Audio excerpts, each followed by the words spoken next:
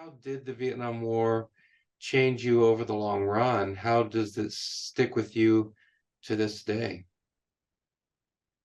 Um, After I came back from Vietnam, of course, in the beginning, one is just self-absorbed in his new freedoms, etc. But as things settle a little bit into the first year, perhaps, or second year, uh, the dreams start. And I was to learn later that all dreams are the same. Basically, you're trying to get away from something that scares you, and that became the dream. I'd be the last dream I remember. I'm walking down the street, and I look across the street, and it's just a person. But upon squinting a little bit and looking closer at that person, in the dream, you realize that he's actually an Indian soldier. He's carrying an AK-47.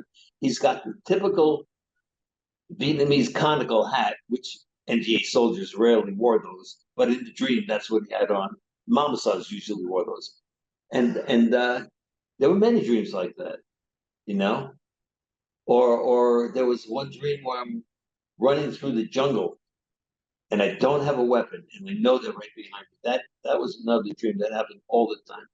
They're all these dreams are always about powerlessness, and it's always the enemy is on you, and you don't really have much of an option.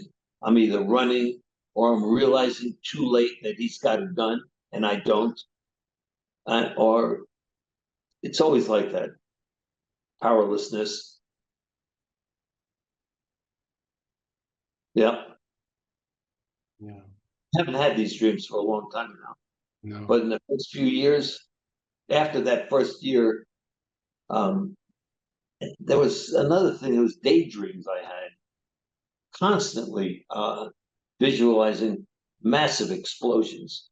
I mean, they were it's like almost like a comfort, almost like a deliberate daydream that I would take comfort in. I don't get those anymore, but I view like on a TV screen in front of me, RPGs going off, 122 rockets slamming, massive artillery explosions, or even worse, 500 and 1,000 pound bombs just blowing a gigantic chunk of the jungle out. But I'm standing right there. I can see it, I feel it. And this went on for years, years and years. How often would you say that in one way or another these days Vietnam passes through your mind? There's not a single day that goes by where I don't think of Vietnam.